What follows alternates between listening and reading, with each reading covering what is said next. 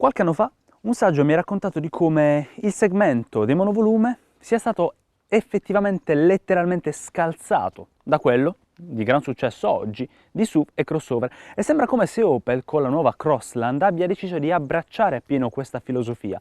È per questo che oggi, insieme agli amici di Gruppo Marino, abbiamo deciso di testare le due anime, un po' leggermente off-road e soprattutto urbana, della nuova Opel Crossland, iniziando questo test in ambito bucolico e campagnolo qui in Puglia, per poi spostarci successivamente in città.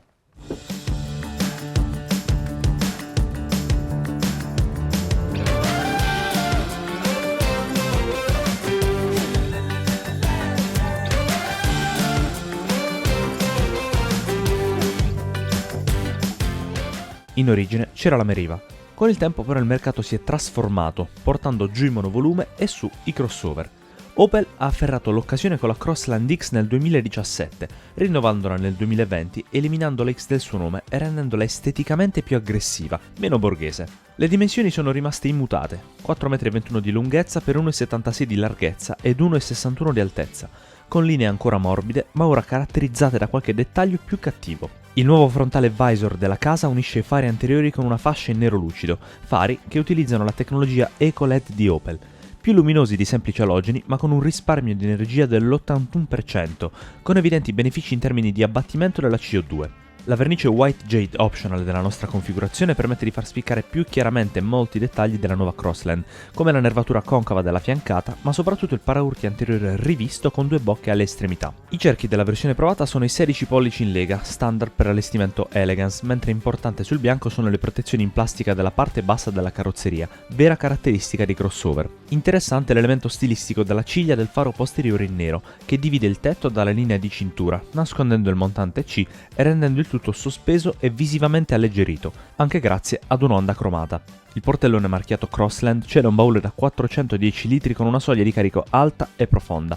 Superato il gradino è davvero tanto lo spazio a disposizione, con tutta la praticità di un'auto come questa, anche grazie all'abbattimento del divanetto posteriore in configurazione 60-40, che permette di raggiungere un piano ampio dalla capacità di 1255 litri.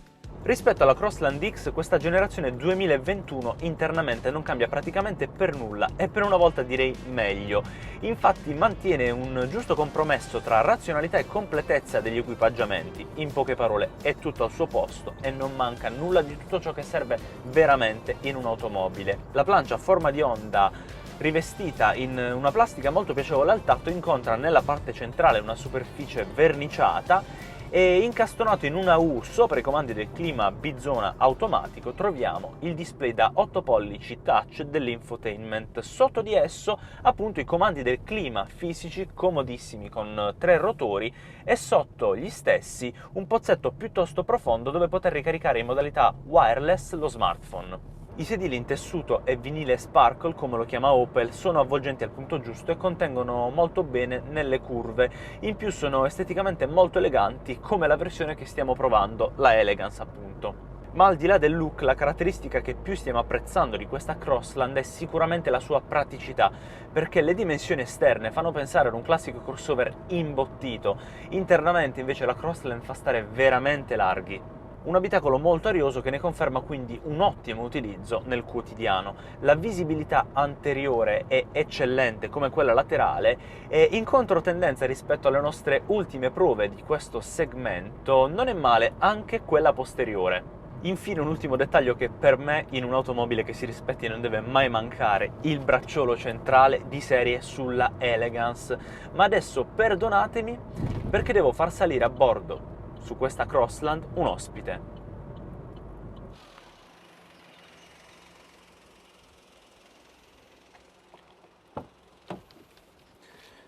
Buondì. Oh, comodo l'accesso. Buongiorno a tutti. Devo dire che l'accesso è stato comodissimo perché la portiera, sia da fuori che internamente, sembra effettivamente piccolina, però per fortuna lo schienale è a filo con la linea dell'ingresso a bordo, quindi non ho avuto alcun tipo di problema. Ma per continuare un po' queste impressioni a caldo di come si sta qui dietro Devo dire, ho tanto spazio per le gambe grazie alla conformazione del sedile anteriore per le mie ginocchia, ma ovviamente anche grazie ai suoi 2,60 m di passo, così come ne ho tantissimo per la testa chiaramente e spazio di movimento per le braccia. A proposito dei miei movimenti, vi parlo di chi potrebbe sedere qui al centro, perché la panca posteriore è piana. Si sta secondo me comodi poiché il tunnel centrale è veramente molto basso e quindi uno spostamento medio quotidiano potrebbe far viaggiare comodamente in 3 qui dietro. Per quanto riguarda in generale le mie impressioni, devo dire che c'è tanta ariosità visiva e di spazio per quanto riguarda la vista anteriore ma anche quella laterale. La Crossland della nostra prova è dotata del multimedia Navi Pro. Il sistema infotainment IntelliLink da 8 pollici touch vanta infatti il navigatore, oltre alle classiche caratteristiche di connettività tramite Apple CarPlay e Android Auto. Nel pozzetto davanti alla leva del cambio, oltre alla piattaforma per la ricarica di induzione, trovano alloggiamento una 12 volt e 2 prese USB-A. L'esemplare in prova è completato dalla presenza di sensori di parcheggio, retrocamera a 180 gradi, cruise control con limitatore di velocità, assistente per le partenze in salita, start and stop ed airbag frontali e a tendina. La dotazione di sicurezza della Crossland può inoltre essere completata con il sistema IntelliGrip, che migliora l'aderenza della vettura in ogni situazione, adattandola e gestendone la coppia su diverse condizioni del manto stradale, oltre alle ADAS display, il parcheggio automatico e la frenata d'emergenza. Il range di motorizzazione della Crossland permette di scegliere tra gasolio e benzina, un 1.500 diesel Ecotec da 110 cavalli e 250 Nm di coppia abbinato ad un manuale o un automatico, entrambi a 6 rapporti, o il 1.200 benzina 3 cilindri in configurazione 83, 110 o 131 cavalli, quest'ultimo disponibile con l'automatico AT6 a 6 rapporti. Il benzina più contenuto da 83 cavalli è sicuramente la scelta più opportuna per un utilizzo esclusivamente cittadino, dove l'auto si muove con grande agilità anche grazie al peso piuma di 1099 kg sulla bilancia. Un motore ovviamente non sportivo, capace di raggiungere una velocità massima di 170 km/h con un'accelerazione nello 0-100 di 14,5 secondi. Il punto di forza di questo propulsore sulla Crossland è sicuramente il consumo di carburante. La casa dichiara 4,6 litri su 100 km di percorrenza, un gioco da ragazzi raggiungere il dato dichiarato nella nostra prova della vita reale. Stiamo guidando una Crossland a benzina equipaggiata con il 1.200 da 83 cavalli condiviso con altre sorelle e cugine del gruppo Stellantis. Un piccolo 3 cilindri capace di 118 Nm di coppia abbinato al cambio manuale a 5 marce. I numeri parlano chiaro, l'utilizzo è quello prettamente cittadino in cui la Crossland si è comportata sempre in maniera scattante grazie all'arroganza dei piccoli e nervosetti 3 cilindri. Il cambio è in una posizione particolare, non rialzato come su qualche concorrente, ma con una leva abbastanza lunga da permetterne un comodo utilizzo e con degli innesti piuttosto decisi che lo rendono molto piacevole da utilizzare.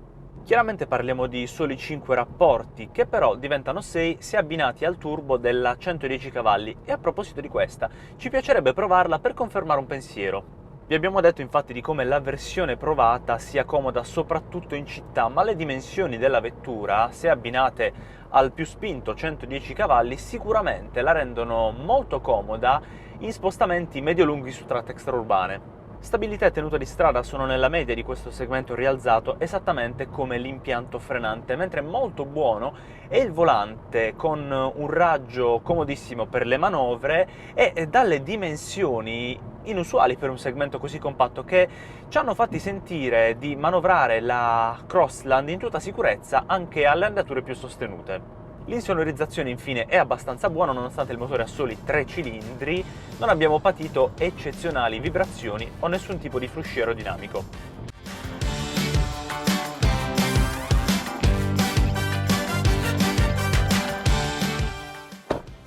Tra i 3 aggettivi che potrei scegliere per racchiudere con una sola parola la Crossland c'è sicuramente pratica.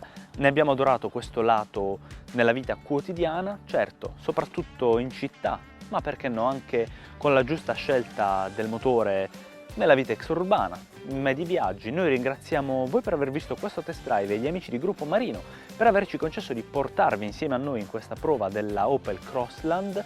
Vi ricordo di non perdervi l'articolo completo sul nostro sito www.wedrive.tv E inoltre come fare per restare aggiornati con tutti i nostri prossimi contenuti?